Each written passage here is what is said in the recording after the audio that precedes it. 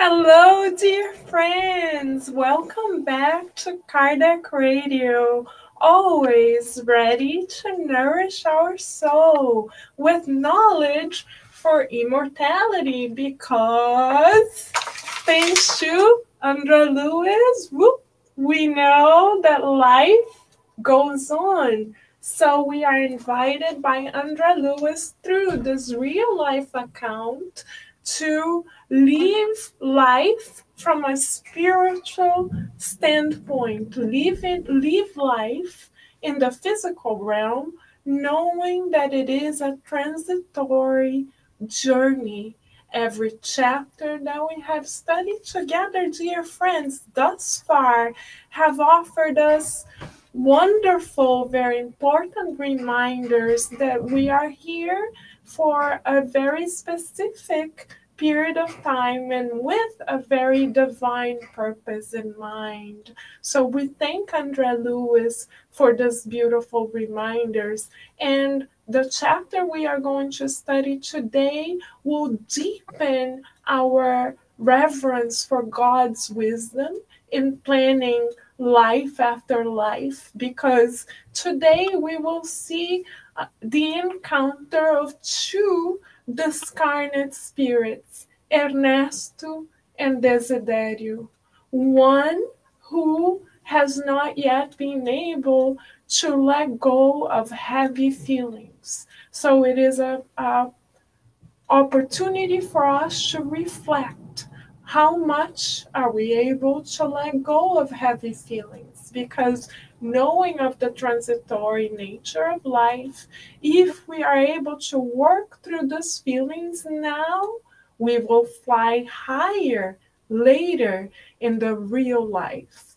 Desiderio is here to show us how much heavy emotions can weigh us down. And Ernesto is also here in this chapter in dialogue with Desiderio to show us the importance of forgiveness. Forgiveness is a pathway towards detachment and towards liberating ourselves, setting ourselves free. So this is an invitation for all of us today at Kardec Radio. Let us practice now how to set ourselves free in the name of the Lord and for the Lord, as our Master has done and continues to do as he leads the way for all of us. So this is going to be the guiding light for our study today. And speaking of light, we have sunshine, always shining from coast to coast, joining us once more. Hello, sunshine. Welcome. Hello, Carol. Thank you so much for Thank this you. renewed opportunity to study and align our minds and hearts. And we're also welcoming everyone who is listening to us far and wide. Yes. Join us into a prayer. Shall we do an opening prayer, Carol? Yes, we shall. And speaking of far and wide, our dear Rihanna is already here with us. Hello, Rihanna. Welcome, dear friend, beautiful child of God. Hello, Rihanna. Blessings. Thanks for joining. Yes. So we're inviting you to close your eyes and open your hearts and minds if you can and you're not driving. And we're inviting you to connect with God, divine providence surrounding us always with love and opportunities. And let us also with gratitude connect with Jesus, our guide and model, and Mother Mary, who dedicated her life to helping the forlorn, most forlorn spirits in this universe. And it is with gratitude that we are meeting this morning on this platform of Kardec Radio that was established for us to nourish our souls, to learn new principles, as we are today opening ourselves up to renewing our commitment and understanding of God's laws, to become more humble and aligning our will with God's will. We further pray that we will find a new understanding of the law of cause and effect, and that we are, with the help of Jesus, our guide and model, boost the adult in us in a new way as a result of the beautiful story that will be unfolding in front of us today. And with this, we ask humbly for permission to begin today's gathering, coast to coast, worldwide, the intercontinental classroom, and so be it. So be it. It's so beautiful that we can connect the Wi-Fi of our hearts to God. Thank you, Sunshine. Welcome. Thank you, Carol. Shall we begin our journey, Sunshine? Today with chapter 20, the plot revealed. Scoundrel, murderer. You're shouted the aggressor. You're not going to get away with it after all. He stood in front of Ernesto and blocking his way. You thought it was enough just to kill me, huh? Truth is that by depriving me of my body, the only thing you did was to put me inside your own house. I live here and your wife is mine now. And already we're pausing. Yes, that calls for a pause, all right, Sunshine. Does, doesn't it? Mm-hmm. Well, Desiderio is obviously very upset. And he says that he's upset about having lost his body, and that put him into the house of Ernesto. Well, we're reminded of a common practice that we have here on earth, and we're seeing that the avenger of today is the victim of yesterday. So Desiderio is today's avenger. He's upset, and that is steeped in his feelings of victimhood, of something that happened to him, that Ernesto did to him, that causes his feelings of rancor. And this maxim is based on Moses' law, one of the 10 commandments, eye for an eye, tooth for a tooth. It is something that is still pretty prevalent here on earth, that people are practicing. And it is something that we need to look at further, because it doesn't always serve us to avenge something that happened to us. It is the psychologist by the name of Karpman who came up with the drama triangle. There's 3 sides to it. Mm-hmm. One is the avenger, which is Desiderio. Mm-hmm. One side is the victim, which is also Desiderio. Mm-hmm. And then there's a third one, and that is the rescuer. So we go around and around. We like to rescue the victims, but then if we are not feeling received and thanked for our role that we're playing, then we become the persecutor and we're throwing the victims. So it's a triangle, it's a cycle that we find ourselves in that doesn't really serve us. Mm-hmm. And there is one major ingredient that's missing. What is that? It's responsibility, taking responsibility for our actions, because we are just blaming and feeling persecuted and becoming persecuted. And this system, this model happens here on earth among incarnates. It happens between discarnates, and it happens between us incarnates and discarnates and discarnates and incarnates, because here at this particular phase, it's between 2 discarnates. Mm-hmm. And it happened actually before between a discarnate and an incarnate. So we need to have multifocal lenses to see that this is a drama that we play out on many different levels. Now came Jesus. Thank God for bringing Jesus to us, our guide and model, who brought love to the planet. And he said, well, instead of eye for an eye, I am asking you to love your enemies. In other words, what does that mean? How can we love our enemies? Well, we're invited to return good for evil. So we're not avenging something that happened to us No, because we're taking responsibility. We're understanding that we have put, based on the law of cause and effect, it helps us to render good for evil because we're all of a sudden understanding that we have a bag of seeds in our lifetimes. And every thought, every word, every feeling, and every action puts a seed into our garden of eternity. So that is our responsibility to choose our seeds that we put into our garden wisely. And we know from our earthly gardens that when we put seeds into our gardens, we receive a harvest. And depending on the seeds we put in our garden, that's how our harvest will look like. So thistle seeds will produce thistles, and apple seeds produce nourishing apples. So Jesus came to bring us responsibility, the invitation to take responsibility for our lives, and as a result to be more kind and loving, the law of charity, and boosting the adult in us, because only as an adult can we take responsibility.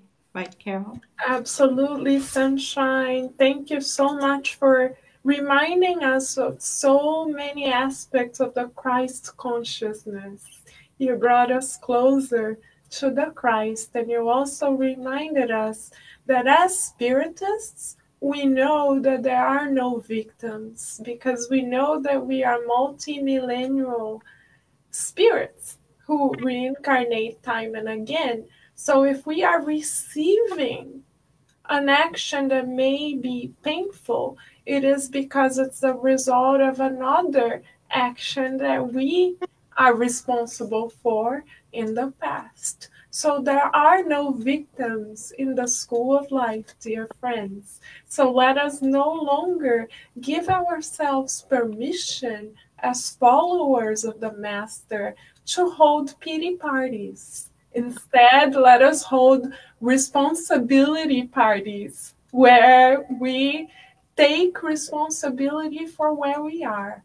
If we are suffering, we can raise our thoughts to God through our Master and say, "Thank you, God, for allowing me to receive the effects of my own actions. Now I know how much it hurts. Thank you for educating me. Let me lift a prayer to those who I may have hurt so that I become more aware that from now on I choose to be different. And now that I know the effects of this action, I shall no longer engage in this behavior. So thank you for educating me." So we can re-signify pain thanks to Spiritism. We know that pain does not equal punishment because God does not punish anyone. Pain instead equals an awakening opportunity for us to revisit our own actions and take a different route, plant different seeds, as Sunshine has said, right, Sunshine? Yes. Yes. Carol. Thank you. So let us continue. His sentiments elevated after all the turmoil he had gone through, Fatini implored, "Oh, Desiderio, I'm so sorry. Please forgive me." Forgive you? Never. Far from it. You shall pay me every last cent. Wretches! People like you hide the blood of a crime under the cloak of repentance and believe you can wash it away with fake tears.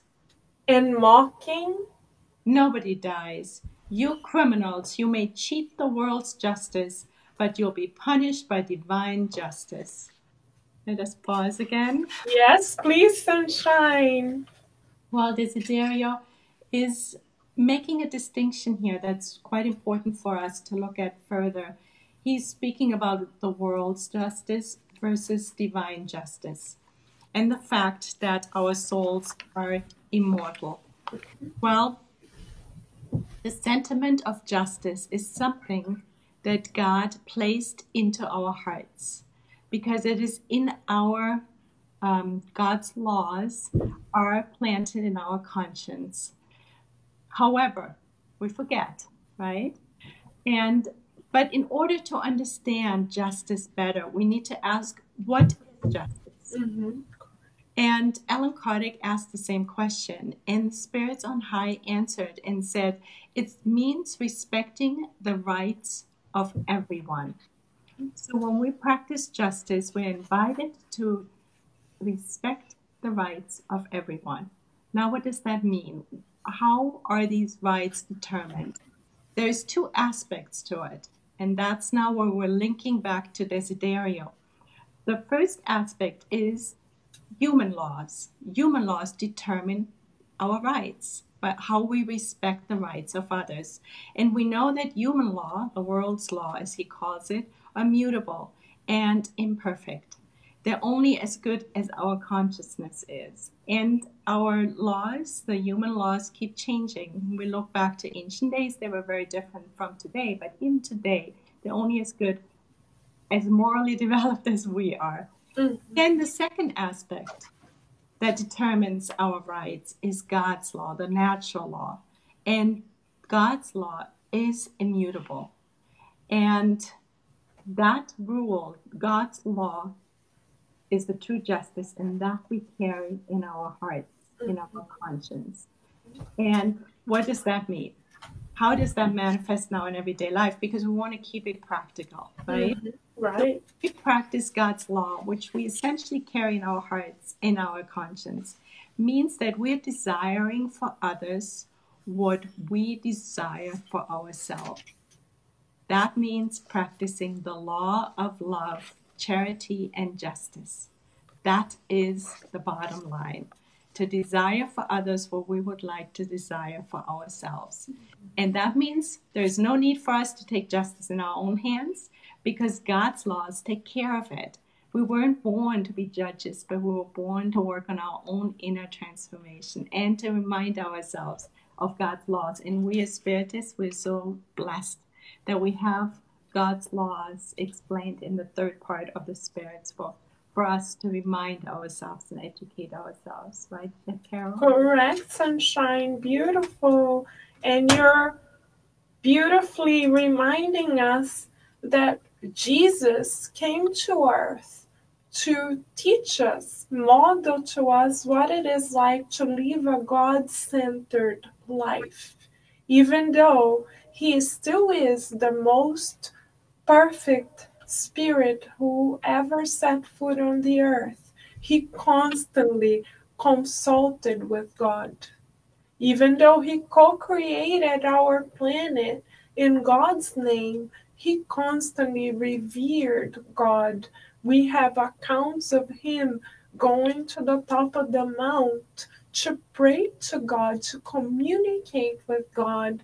And the very prayer that he taught us, our Father, begins with reverence to God.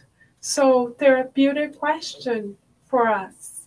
How much are we willing to make God center stage in our lives? 0.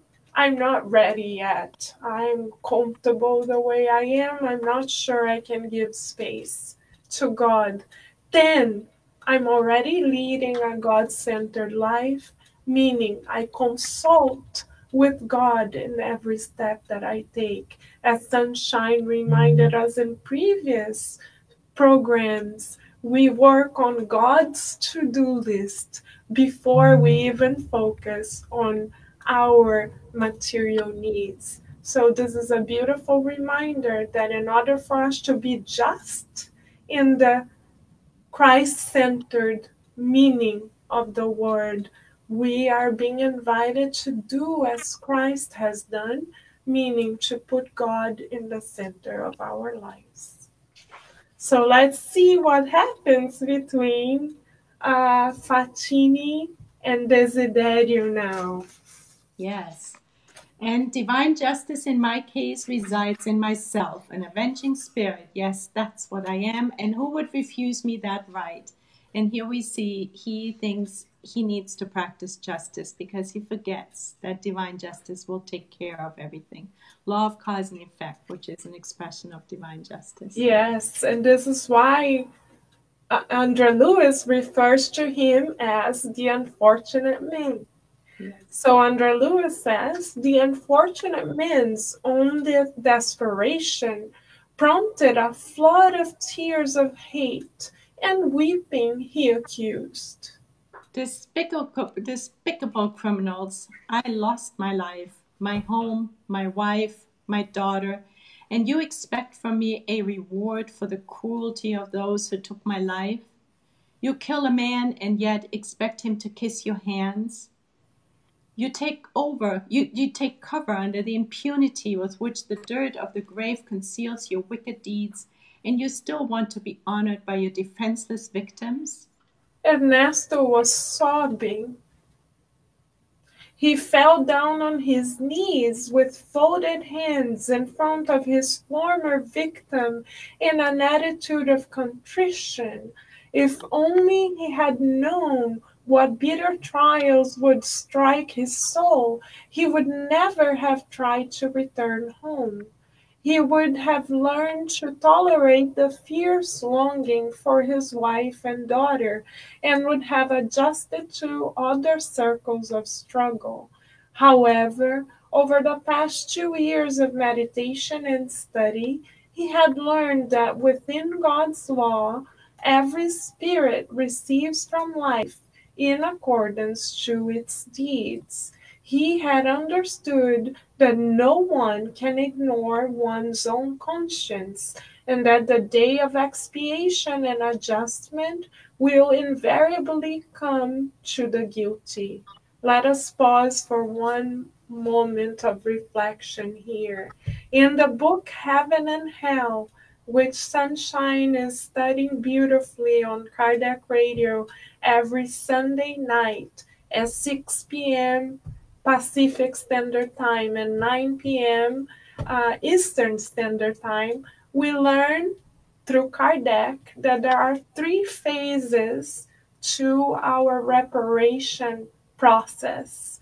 Stage number one is repentance. What is repentance? Is when we, according to Kardec, become aware that we could have acted better, we could have acted differently, we could have been more just, we could have respected the rights of others. And then, what is the second stage, Sunshine? Reparation? No, expiation is the Expiation? Oh, not reparation. The first one is second. repentance. The second one is expiation. Thank you. Which is exactly what Andrea Lewis is referring to. What is expiation?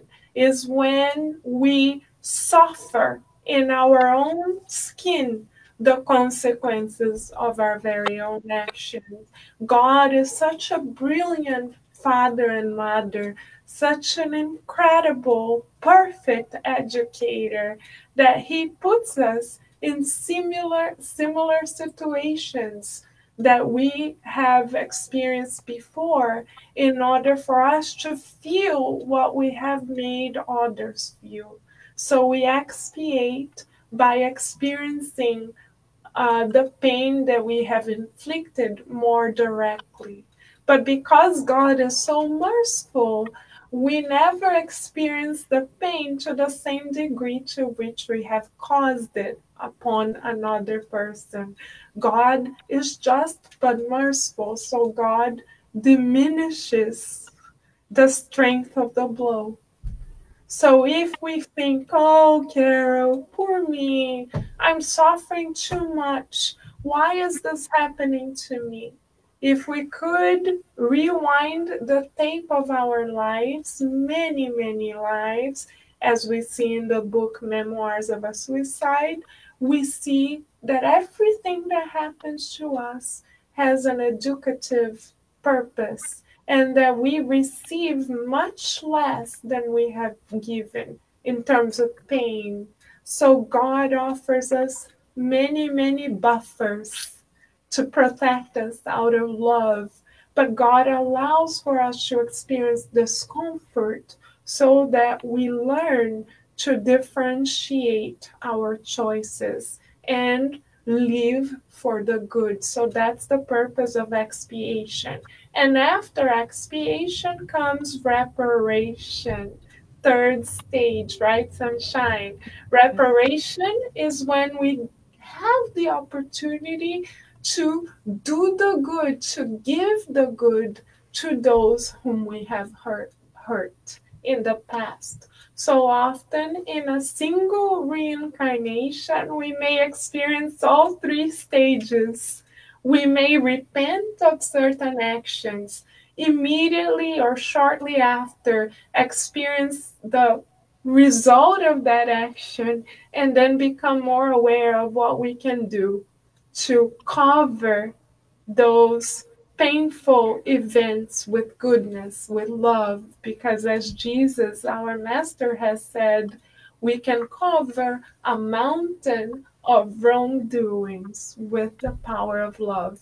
So, in a single existence, we may go through all three stages, but right now, we are receiving the mental reflexes of our past, and this life is a blessed opportunity for us to sow different seeds, as Sunshine has said, so we reap differently. Right, Sunshine?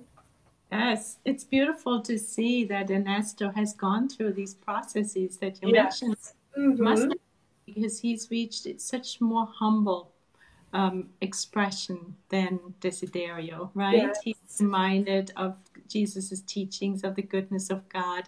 He's humbled himself. He's aligning his will more with God's will. He's essentially already expressing his practice of blessed are the meek, oh, blessed are the poor in spirit, for theirs is the kingdom of heaven. And poor in spirit meaning humble. He has become more humble. And that's Yeah. the beauty. We go through those stages, from lifetime to lifetime, we become more humble. And we are trained in the afterlife to practice these Jesus centered virtues. And it's beautiful to see, as you said, how much Ernesto has taken advantage of this re education opportunity for the soul. Yes. Yes. Shall we continue, Yeah. Sunshine? Exactly. So we learned that he is undergoing expiation and readjustment. And with this in mind, Ernesto inwardly sought the support of prayer, asking Jesus to strengthen his shoulder to bear the cross that he himself had fashioned with his own wrongs. So, how beautiful is this? Another little pause. As Sunshine has said, Ernesto already opened his heart to humility. Why do we say that? Because he seeks for God's support. And he does not ask for the difficulty to go away. Rather, he asks for strength and courage to bear the consequences of his own action. This is a very Christ like attitude or posture, because we never saw Jesus Christ, our Master, the governor of this planet, saying, "Oh, I don't want to do the cross because, I'm the governor of the planet. I'd rather be on a little vacation somewhere and I'll leave you guys to your own resources. I'm not going to go through this." We never saw Jesus carrying out this kind of attitude. "I'm too good for this. God, take this away from me, please. I'm your buddy. You and I are like this." We never saw Jesus with this kind of attitude. Quite the contrary. He carried his cross with serenity and patience. So he is our number one model. And Ernesto is, lucky him, already emulating the master by saying, "Please don't take my cross from me, but rather give me strength to bear it." Right. Yeah. Right? understands the meaning of prayer, right, Carol? Like Yes, absolutely. he's Go ahead. resorting. Yeah, because he knows, the purpose of prayer, that it will call in the good spirits that will strengthen his shoulders to bear his cross better and inspire him with good thoughts and give him moral strength and drive out evil thoughts from him so that he may not collapse into any of how Desiderio might feel. In other words, he's asking through prayer for patience and resignation and faith. And that is beautiful. And that's something for us to remember, that when the hailstorm comes down to us, that we go into prayer and seeing how helpful this magnetic support from the spirit world is for us to Because strengthen. literally, we are never alone, right? Sunshine. Exactly. How Thank you. comforting is this? Yeah. Yes. So Andrea Lewis continues. As Fatimi remained kneeling in the sand at the entrance of the house, gazing up at the star-filled sky, Desiderio continued. Coward, get up and face the consequences of your wrong. We're now two men in the same condition without the mask of the body, as you wanted me to be more than 20 years ago. Where is your arrogance now, your false smile, your weapon? Oh, Desiderio, I didn't know. Well, now you know that I'm alive, you despicable criminal. Yes, I do. Muttered Ernesto, showing his suffering on his face. And I beg God to forgive me for the evil I did to you.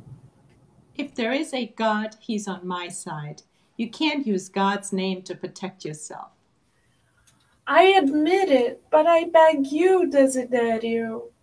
However, the words vanished in Ernesto's throat, suffocated by pain. You beg what? Forgive me in the name of your love for Elisa and hers for you. I had no idea my wife loved you so much. I am a reprobate. I know it well, but I became a criminal because I had so much love for my wife that heaven had given me. His cold adversary seemed to be moved before that testimony of selflessness and humility, but returning to his characteristic hardness, he continued. Why didn't you choose a different way to get me out of the way? By using violence, the only thing you did was to push me more forcefully into your wife's arms. And during the time you continued to live in this house after you thought you had killed me, I lived here too, sharing everything with you. Whenever you thought you were seeing me only through the eyes of your imagination because of your remorse, you were instead really seeing me, Desiderio dos Santos, through the mirror of your conscience. Discarnates call me an obsessor spirit. And what else could I be? I am what I am, a deceived man, the maker of my own revenge. Let us pause for a moment. Yes, sunshine, please. Yeah, yeah. So we're seeing that Desiderio was attracted, that Desiderio and Ernesto have this mutual fatal attraction going on. Right. As we said last time, what you resist persists. So the Mm-hmm. more we push something away, the more we attract it. And how is that? What is the mechanism behind it? Right. When we go to Thought in Life, Emmanuel helps us out tremendously. Actually, the whole book helps us, but we're just going to pick out a few items. Chapter 1, he starts with the first sentence in that book, that the mind stands as the mirror of life, and later on adds feelings. So everything we think and feel, and what we feel produces more thought, and what we think produces more feelings. So it's like a ping pong game. They put together, they egg each other on, is what we emit. And as we emit these thoughts and feelings, obviously we attract, likewise, we attract the energy we're emitting. It's the law of the mental emotional field. And further on in chapter 8, which is association, we also learn from Emmanuel that we enter into resonance with souls that are in tune with us. And that is the result of the emission of thoughts and feelings. Obviously, this is what's happening between Ernesto and Desiderio. There is a very, I almost want to say hateful connection between them, but both are focusing on each other. And as a result of this magnetic field of repulsion that they're creating towards each other, that's what they're emitting. And what are they attracting? Each other and their repulsion. So it works with the good when we turn the mirror of our souls towards God through prayer and meditation and a life turned towards the good. We attract more of that into our lives. But the same happens when we turn the mirror of our soul, meaning our thoughts and feelings, towards hatred and lack of forgiveness. And so when we become moral delinquents, we attract moral delinquents. Correct. And that's also the bottom line of how obsessions are being formed. Because we're all mediums and we're more influenced by spirits than we are aware of, which is something Allan Kardec found out by asking the spirits about it.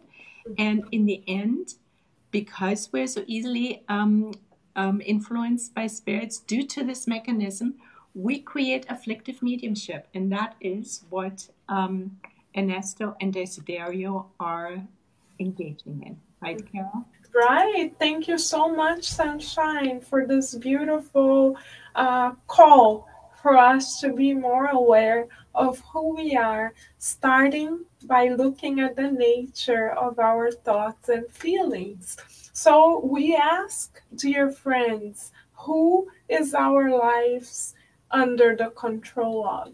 Ourselves. If we want then to better our lives, how shall we start? What is the program, the divine program that God has granted us with? The divine program is the creation of new habits. How do we create new habits or mental reflexes?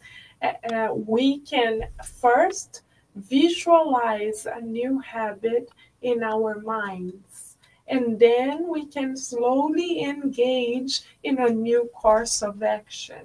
Step 2. Step 3, repeat that same course of action time and again over time. Then we create new habits, because Ernesto and Desiderio were not aware of how this divine mechanism works. They became caught, as Sunshine said, in the web of their own similar mental reflections, that of repulsion.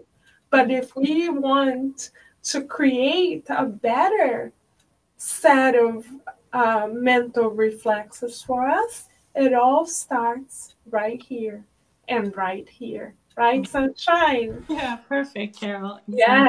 Thank you. Thank you. Shall we continue? Yes. Yes.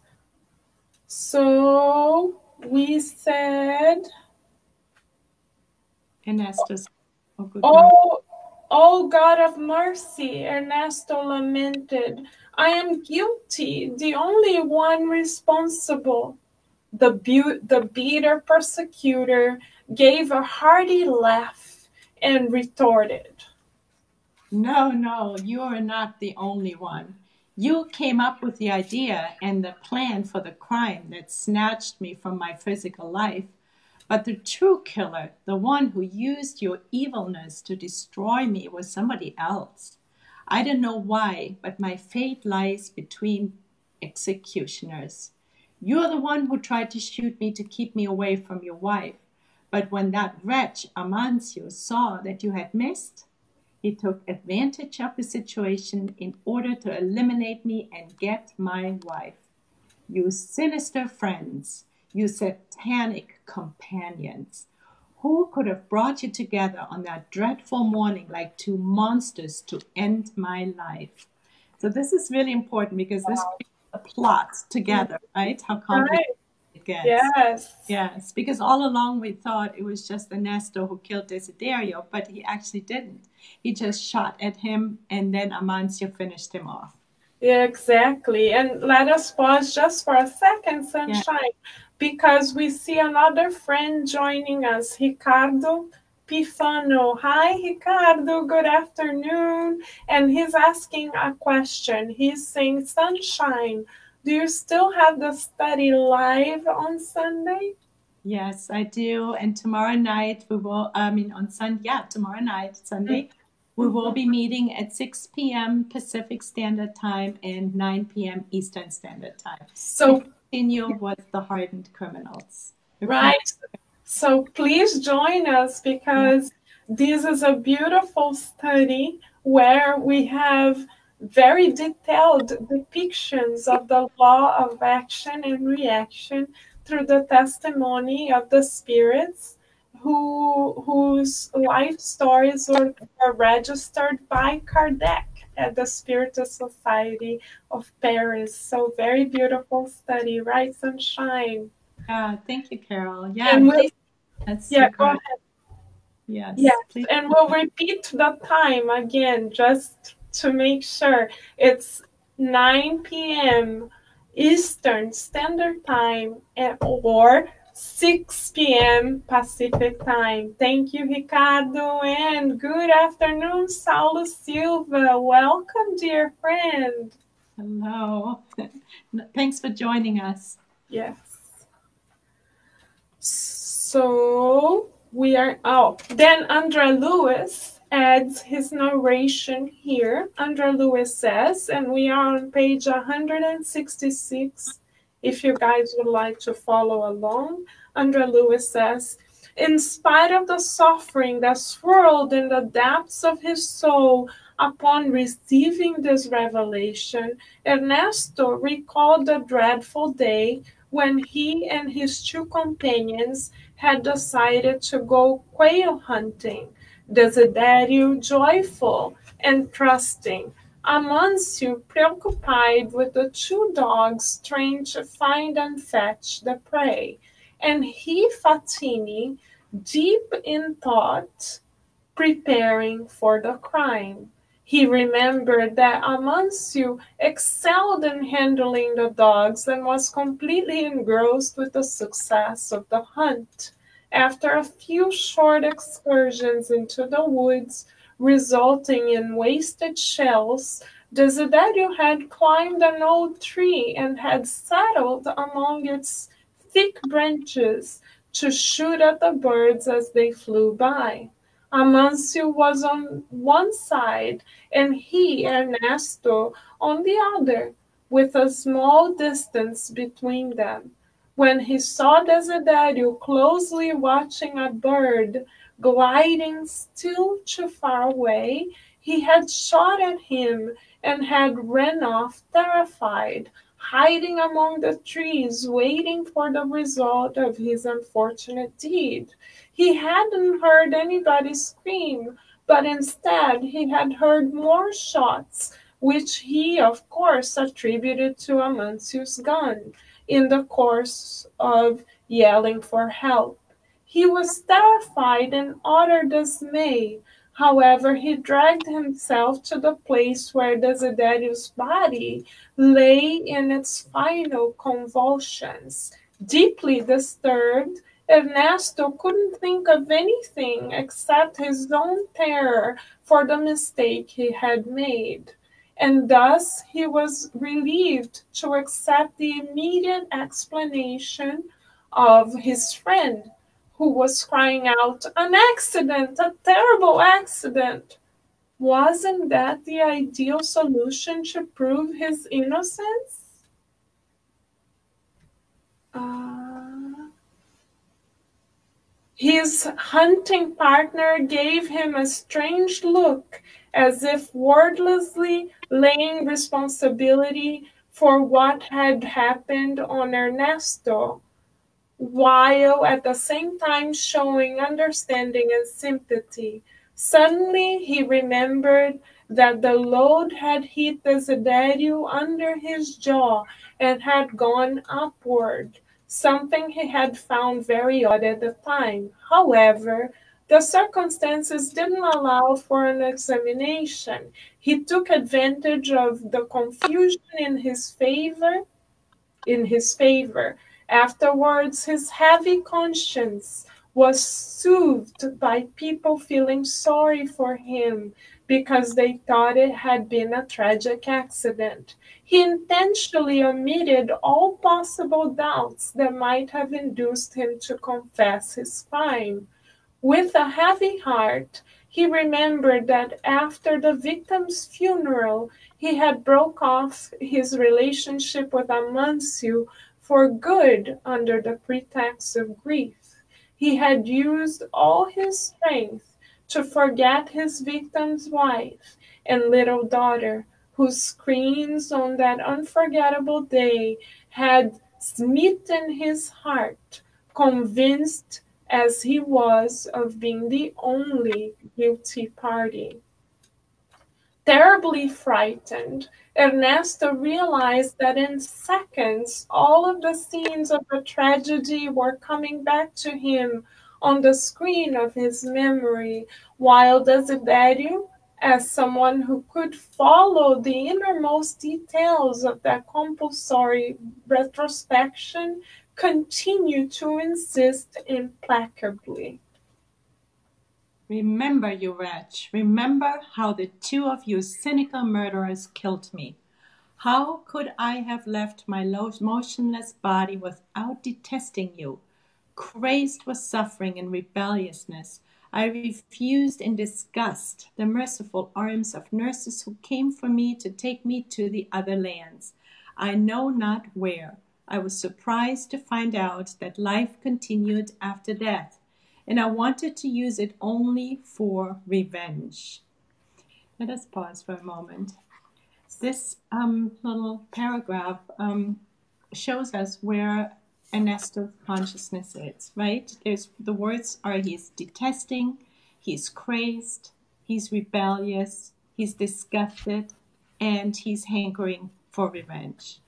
Now, this is something for us to kind of take into our own hearts and see how often we feel like that. Because if we do, we are missing something that Jesus taught us, right? Right. Jesus taught us that blessed are the meek and peace loving. So when we feel all these upset emotions, we're certainly not practicing meekness, and we're not practicing peace. We're not peace loving. What does meekness mean?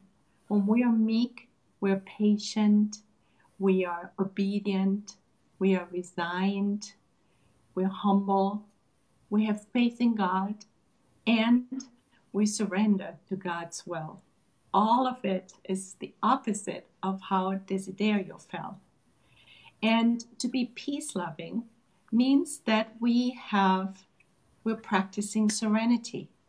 If we can't be serene, we can't be meek, and we can't be peace loving. And how can we reach feeling serene? One of the main ingredients is to practice forgiveness. Forgiveness is one of the most important activities for us here on planet Earth because it's hard. It's hard for all of us. And we bring past habits and conditionings from previous lifetimes with us, wanting to revert back to, as we started off our meeting this morning, eye for an eye, meaning we want to nurture revenge. But now we know that we're taking responsibility, and forgiveness is the key and it's self-forgiveness as well as forgiveness for others. It's the key for practicing charity. It is the key that brings us closer to God. It's the key that allows us to emulate Jesus in a better way. And Jesus told us that forgiveness is the sacrifice most pleasing to God. He invited us to forgive, so to speak, 70 times, 7 times, which means a lot and all the time. There's never a break from practicing and working on becoming more forgiving. And it helps us when we boost the adult, when we take responsibility. It helps us to educate ourselves about God's laws, to understand the law of cause and effect, as we said earlier, and to kick out of the victim perpetrator outdated paradigm of you've done it to me, which we have in the English language so easily. I remember when my children were little, and so easily they came home, oh, X, Y, and Z hurt my feelings, or you made me feel sad. Right there, victimhood is being expressed, right? And what would be a more responsible way of expressing hurt? Because we do feel hurt, so we need to express it. It would be, Mommy, X, Y, and I feel hurt, or I feel hurt when X, Y, and Z threw the ball in my face. Now that's a description. It is taking responsibility for I feel hurt, because somebody else might see it as fun and feel fun, getting the ball thrown at them. We have choices of how we feel. So, in other words, to forgive by not forgiving, we put the other into a prison cell. And in order to keep someone in a prison cell, we need a warden. And who is the warden? It's us. So now we're both in prison. And we don't even realize it. And a sage, a very famous person, unknown, however, said once, and I'm going to quote, "To forgive is to set a prisoner free, and discover the prisoner was I." Right, Carol? How beautiful, sunshine. What a beautiful immortal lesson for all of us. Thank you so much. And the example of the child you just mentioned, we could reflect upon what would be a Christ-centered motherhood role that we could play in that scenario, instead of saying, oh, go back and throw the ball at that person, X, Y, and Z. If they threw it on you, you throw it right back. That would be the Mosaic law, eye for an eye and tooth for a tooth. What would be the Christian mother position? The Christ-centered mother posture would be to say, remember what our master has taught us, to forgive. So maybe your friend was having a bad day, or maybe your friend just thinks that is fun. So could we please then pray for your friend? Shall we visualize your friend receiving a flower from Jesus because maybe they are in need of receiving love? Shall we be instruments through which Jesus can reach them? Shall we? That would be a mother posture that would be Christ-like. Right, Yeah, sunshine? beautiful, Carol. Thank you for modeling Thank that. you. Very important. Yes, very important to be mothers and fathers as Christ has designed it for us, because Christ is our big brother with all due respect, and he modeled how we can relate to one another in a loving, kind, and firm way, balancing the feminine and the masculine all together. And as mothers and fathers, we can do the same, modeling ourselves after Jesus, our big brother, the governor of this planet, and by leading a virtuous life. We cannot ask our children to be virtuous if we cannot educate ourselves. We have to be the first ones to take the steps of self sacrifice and self renunciation, renouncing pride and vanity and selfishness, to show our children that that is possible. Christ Jesus of the earth, and obviously God is counting on each and every one of us who accept to tutor an immortal spirit in our family to model renunciation of pride, selfishness, and vanity so that we can become more virtuous. Parents are under super training with the Christ so that we can boost the new generation for the good. Shall we, friends? Yes, definitely.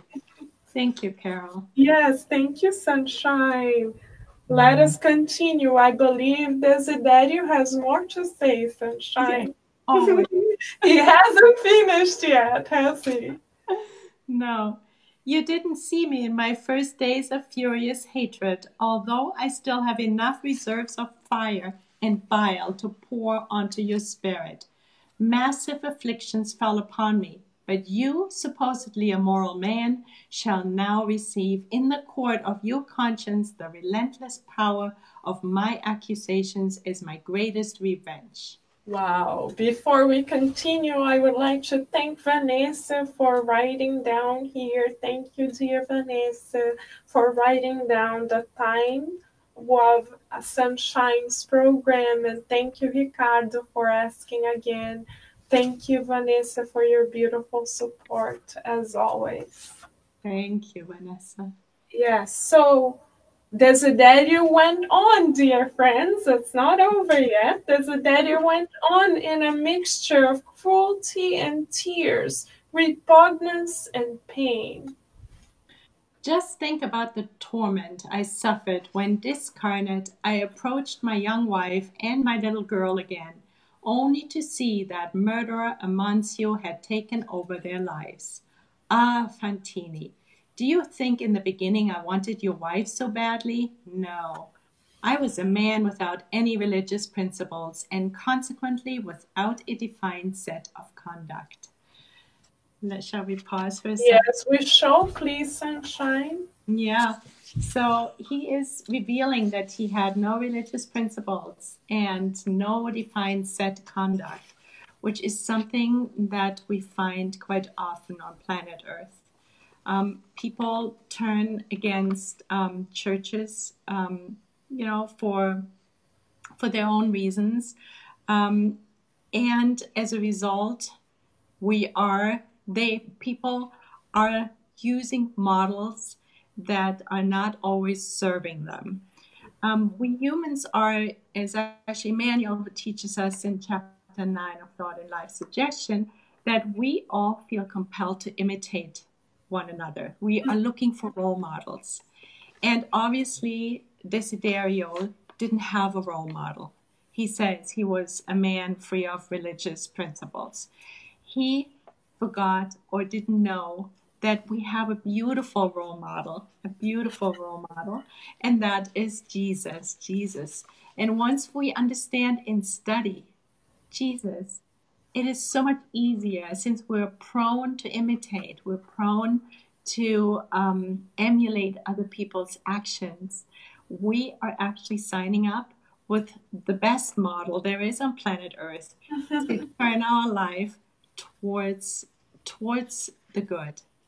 The other thing that Desiderio forgot or didn't realize is that actually it's not quite true what he said, because we all carry God's laws in our hearts, in our conscience, and we said that earlier, but we forget.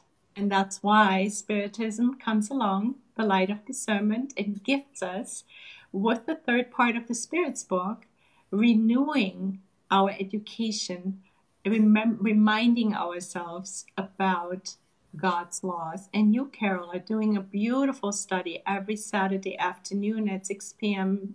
Eastern Standard Time, 3 p.m. Pacific Standard Time, going over every single question, every single divine law every week. It is a very important and beautiful study to open us up and remind ourselves so that we reduce our ignorance and that we are not like Desiderio, flying off the handle, forgetting about the fact that we do have Jesus as a guide and model.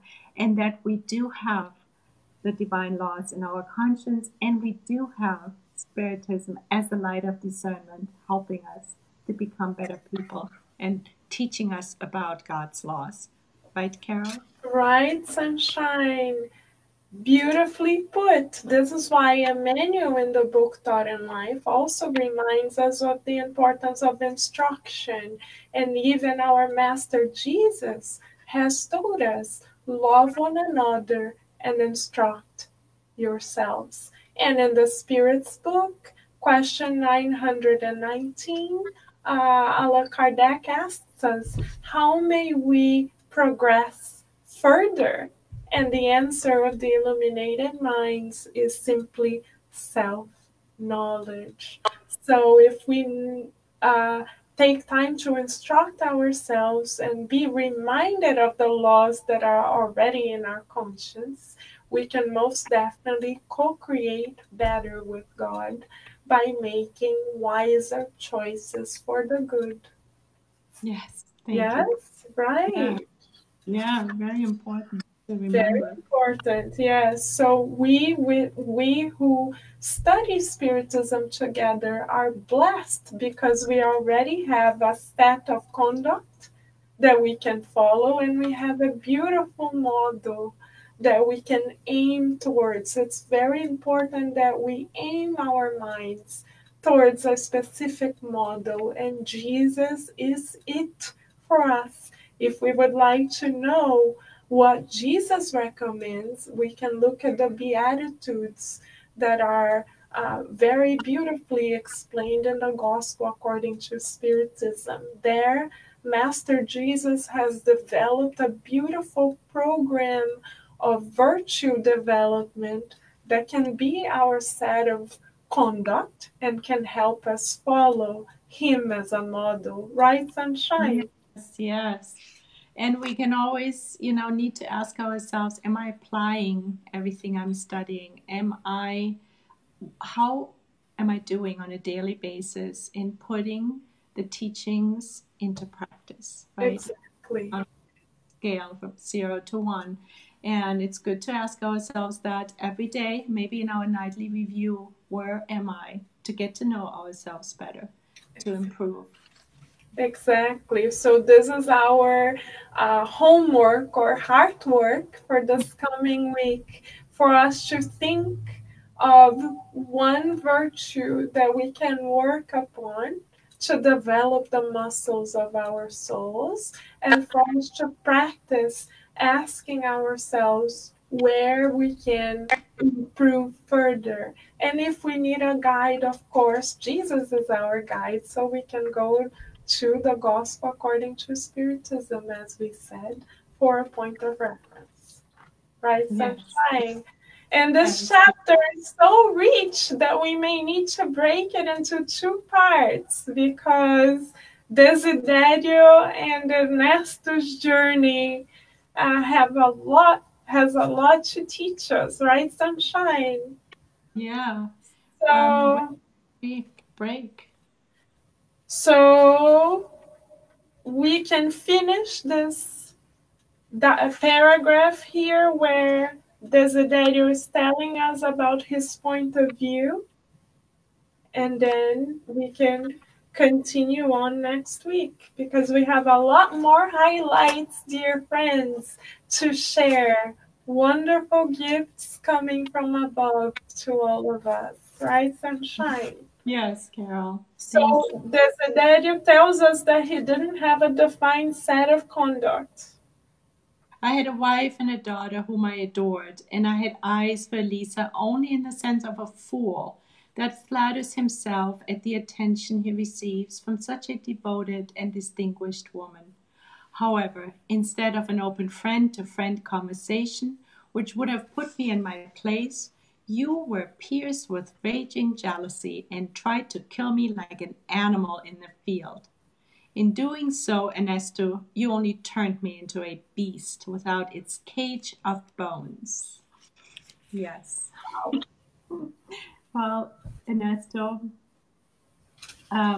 is learning that Desiderio's passions are running wild. And it is also true what he says, to have an open friend to friend conversation is really something to take to heart for our own selves. To remember that we can talk to people, we don't need to be fearful, and it's so much that we can resolve in a conversation, in a Christ conscious conversation, starting with a prayer and tuning into the good and expressing ourselves with benevolence, indulgence, and forgiveness. And Ernesto omitted that, and as a result, he has now a desiderio on his neck, so to speak, who is raging, who has his passions go out of control. Again, also, he's actually only mirroring the passions that Ernesto a while ago, many, many years ago, when he shot at Desiderio, modeled as well. So both of them actually were guilty. And we learned from the Spirit's book from Alan Kardec when he asked about passions, whether they're all bad. Obviously, they're not.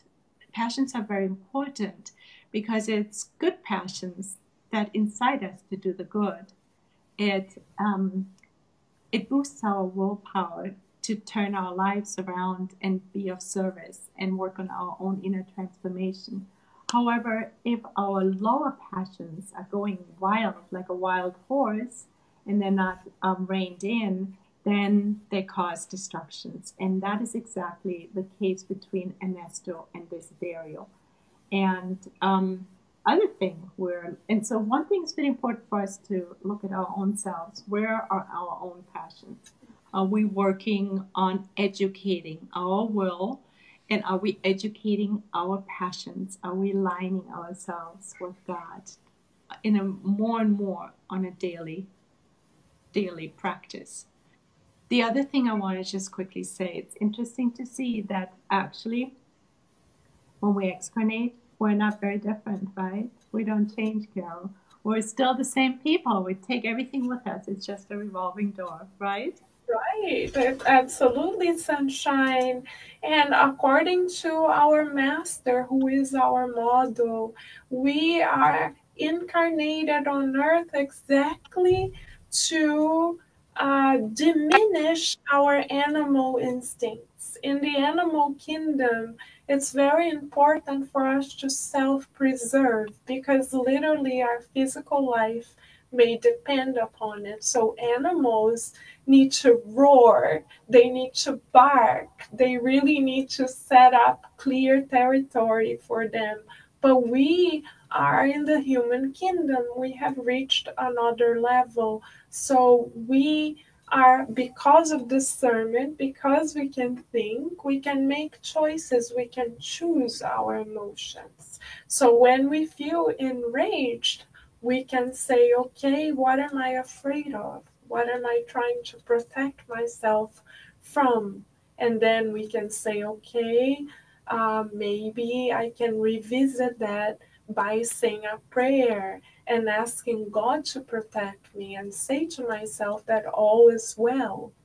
And in that way, I cool my anger.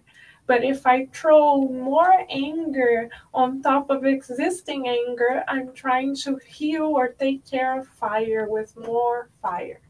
So if we want to cool the flames, our internal flames, we need to talk to ourselves, coach ourselves as our master has taught us. We counterbalance the animal instincts with the instincts coming from discernment. We use our reason to dialogue with ourselves and break that imaginary, often imaginary, catastrophic scenario into a more realistic scenario by grasping for the qualities, the virtues that Jesus has modeled for us. Right, sunshine? Beautiful, Carol. Yes. Thank Yes. you. So, shall we continue, sunshine, a bit more? Yes. I felt in my old home a hell that kept pushing me out, beaten like an unwanted dog, without the wife who had erased me from the memory and without the daughter who now had to treat my executioner as a second father. I wandered aimlessly on the roads of despair among the mobs of darkness until I finally settled next to your Elisa, whose silent tenderness called me insistently. Little by little, from the point of view of the spirit, I adjusted to her like a foot to the shoe, and I began to love her fervently because she was the only person on earth who kept me in her heart and memory. Wow.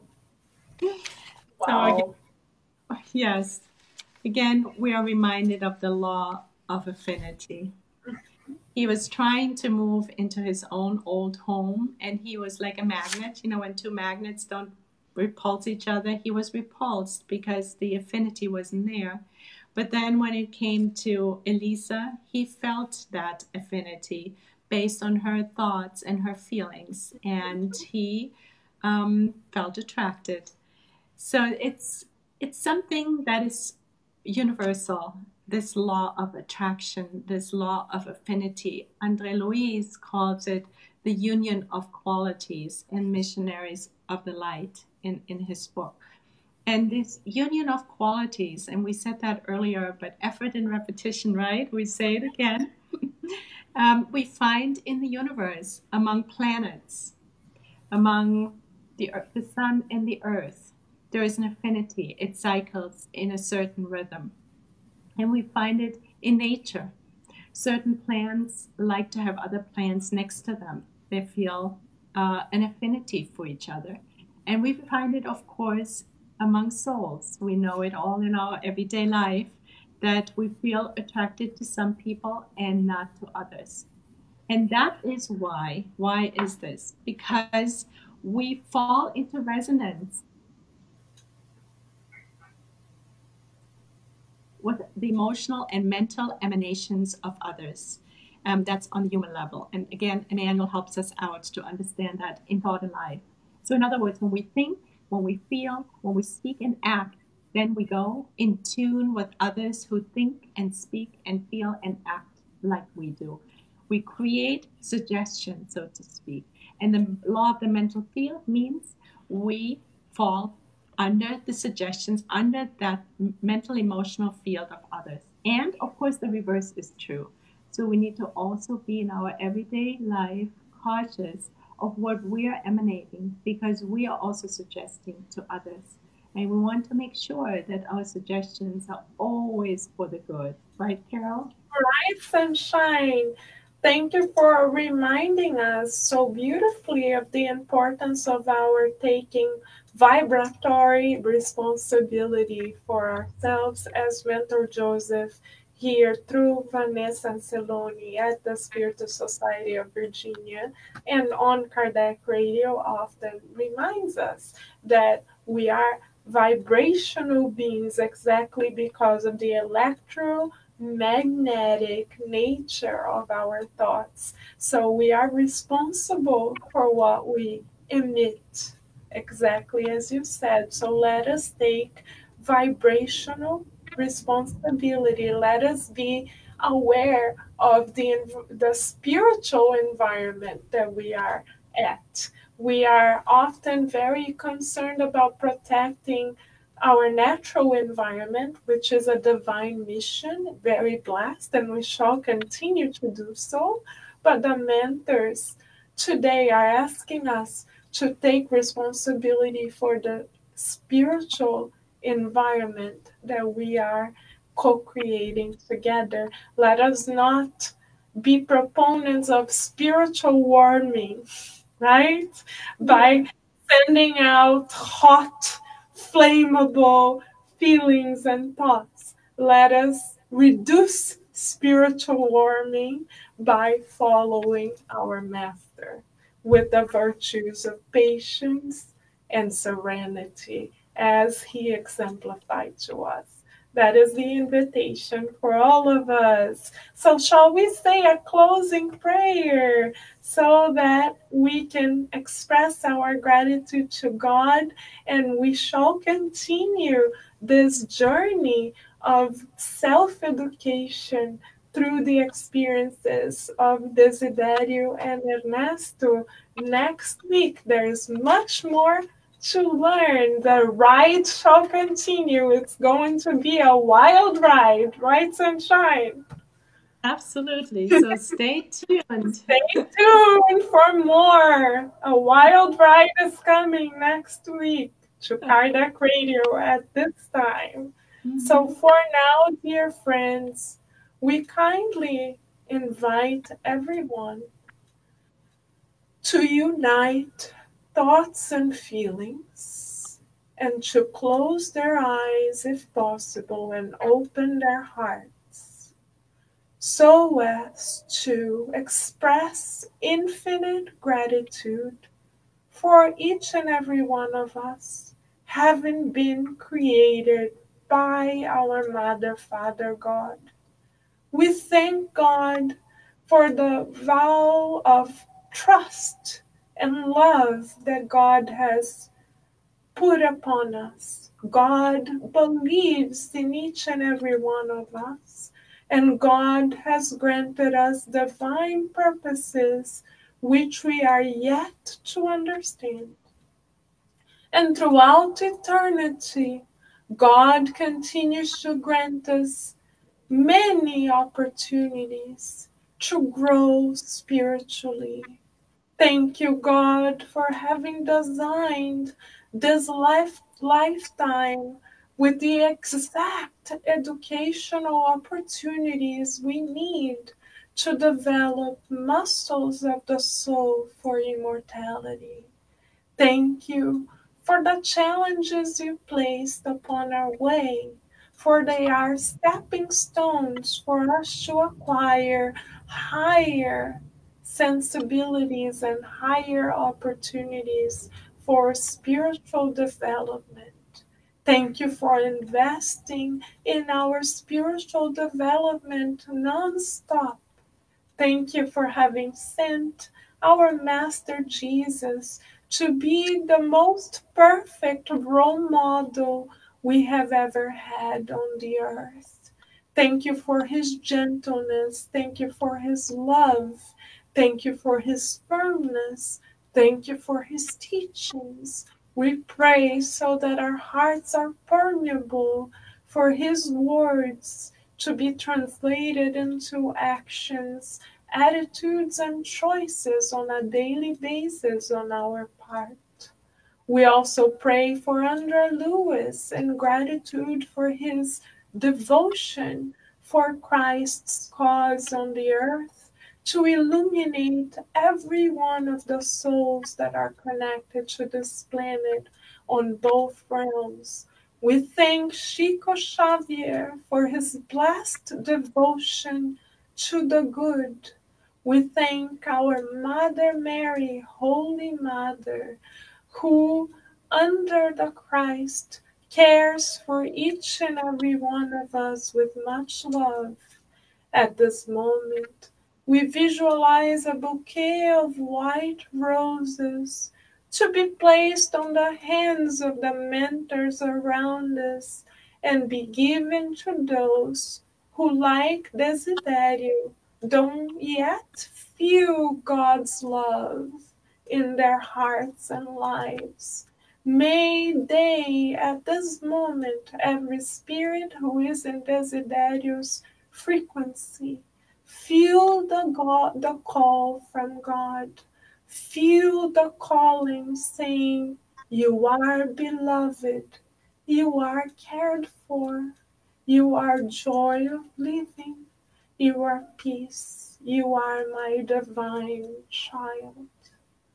And with these loving words from the supreme intelligence of the universe, imprinted in every fiber of our souls and spirits, we thank God for the opportunity of this lifetime and for the gift of Spiritism, and also ask for God's permission to end our study session today. And so be it. So be it. Thank you, Carol. What a You beautiful prayer. dear sunshine, let us go keep on shining as children of God, right, sunshine? Carol. Thank you, everyone, for joining. And we'll see you again next time, same place, same time. Yes, thank you, Alicia Ramos. Thank you, Ricardo. Thank you, Saulo Silva. Thank you, Vanessa. Big hug, dear friends. We'll see you next time.